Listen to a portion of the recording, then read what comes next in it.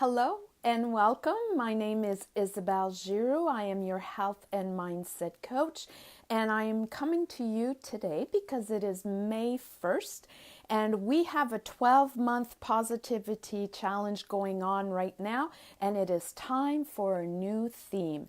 Why are we doing this? Well, we're doing it because we want to make sure that you are happy and healthy. And if there is any kind of healing that needs to happen, I want to be able to share some tools with you. And it is always more fun when we're doing it together as a community, as a bunch of us, as a tribe to move forward towards our goals. So last month, we were talking about family. We dove deep into that subject to see if there was anywhere that we needed to heal. And I hope it was helpful to you. I know many people reached out to me and told me the journey that they had during the month, and I think that was absolutely fantastic. It is my goal. This month, we're adding something a little bit different. So, what are we going to talk about this month? This month, we're talking about travel. I know, it doesn't seem like it ties in to health or happiness or mindset or healing or any of that, but I assure you it does. All right, so let's just keep an open mind and think about travel. Now, some of you, there's too much of it. Some of you, there's not enough of it. And some of you, it's not happening at all. Now, when I speak of travel, you could be traveling the world over for your work. You could be commuting to work, or maybe you work at home and you don't see anyone. I want you to think about how travel affects you and your life and your lifestyle and outside of you. So your family, your friends, your goals, your life goals. Take a minute to take that in. All right, so let's break it down a little bit. We talked about traveling too much. So if you're traveling too much, and regardless if it's commuting to work, some of you will live outside the city and you work inside the city, or you work in a different city and you need to go back and forth, or some of you travel for work. If it's for pleasure, I want you to examine that as well. I want you to dive deep and think of, if you're traveling a lot, is it too much? How is it affecting your family life? Is it hard for you to put roots down? How is it affecting your health? Maybe your weight? Maybe seeing your family and friends? Maybe reaching those tiny little goals? Maybe just having a pet is difficult if you're traveling a lot. All right? So think about that. If you're not traveling enough, so maybe you're working from home. Maybe you're really tired and you need a break and you need to travel. You need to go maybe beside the ocean or in the forest or up on top of a mountain and just be with yourself. Maybe if you're working at home, you feel isolated and disconnected from the rest of the world, and it's even affecting your health. I want you to think of that if that is you. Maybe you're not traveling at all. Maybe work doesn't make you travel, so you don't even need to go outside your home. Maybe you have never traveled to another country or gone on a vacation. Maybe you're not really wanting to do that. Maybe you never even thought about it. I want you to think about it now and how it affects you. So if you're not traveling at all, is your vision of the world like this? Or are you able to still have a bigger picture of the world and everything that's happening in your life?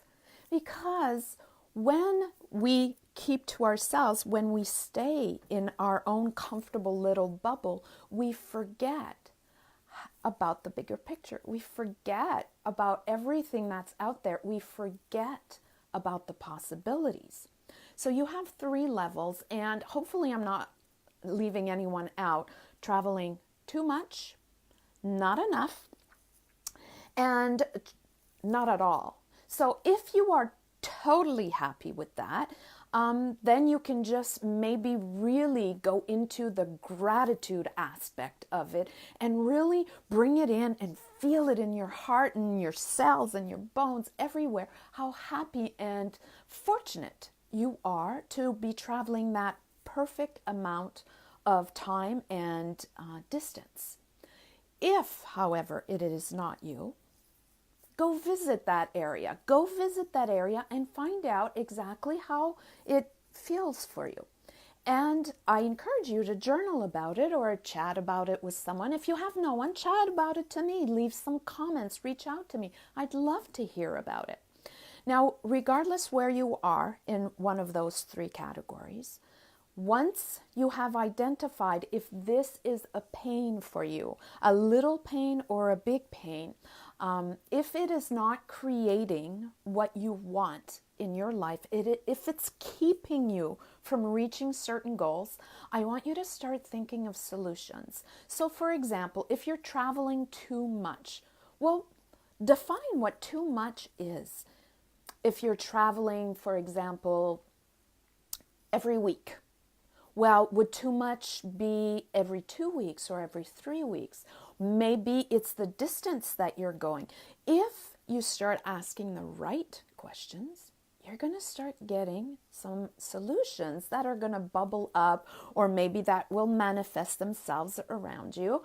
And if you have a whole list of possible solutions, then it's so much easier to pick one out that fits with you and your lifestyle. If you have a problem and you have no options, no list, then how can you possibly find one and pick one and try it on? And if it fits, you keep it. If it doesn't, you give it back. You can't. So the goal of this is to get clarity. Get clarity on where you stand with how you're traveling the world, even if it's just to work, or not, and if it is really supporting your greater purpose and your happiness. So once you have identified how you feel regarding this, how you interact with this, I want you to either really grow your gratitude or start looking for solutions. So jot some down. So what I suggest is you take out a piece of paper. If you have a journal, even better, and maybe write down 10 solutions a day for 1 week. That's it. At the end of the week, do you realize you're going to have 70 solutions? Think about that. 70 solutions. Of course, some of them are not going to be doable or possible, or they're just ridiculous, and that's okay too. But in there, you'll be able to find a couple that are really awesome, that will support you, specifically you and how you feel about that whole thing, and that you'll be able to apply, maybe not all at once, but definitely by making little baby steps. And then in week 2, 3, and 4, start taking serious action, moving towards that.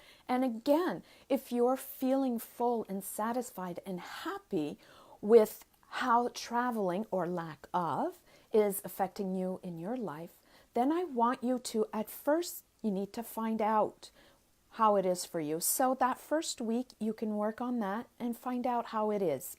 And the last 3 weeks, you can grow your gratitude practice. And yes, I use the word practice because so many people think that just being grateful is an easy thing, that it should just happen, and it just doesn't just happen. You need to take time out, really carve some time, dedicated time, and saying thank you is easy, but to really internalize it and to feel it and to let it pour out of you so that you are really radiating and sending out these vibrations in the world is a whole different ball game. So if you are totally happy with how much travel there is in your life, this month you're going to really focus on the gratitude on it and just be happy about it.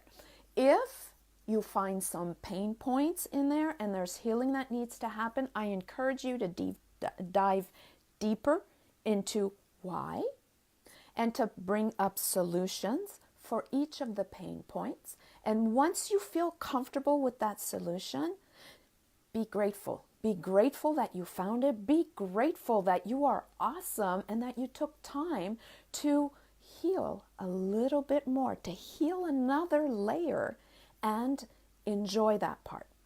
So there it is. Hopefully you're going to jump in and enjoy this. I know that I am totally enjoying these themes right along with you. I am totally dedicated and I am there for you. So if you want to reach out, go right ahead. If you have some comments or you want to let everyone else know where you're at and what you've learned, that's awesome, because you never know, when you speak up, there is always somebody that is listening and needs to hear what you have to say. So on this note, I am going to wish you a fantastic month of May. Take care, be well, and hear you soon, or read you soon, or talk to you soon. Bye for now.